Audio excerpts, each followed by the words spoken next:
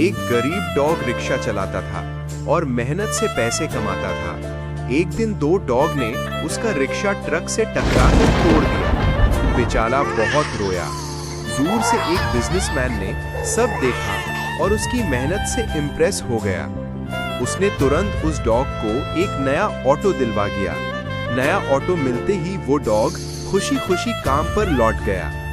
जिन्होंने नुकसान किया था, उन दो डॉग को पुलिस ने पकड़कर जेल भेज दिया।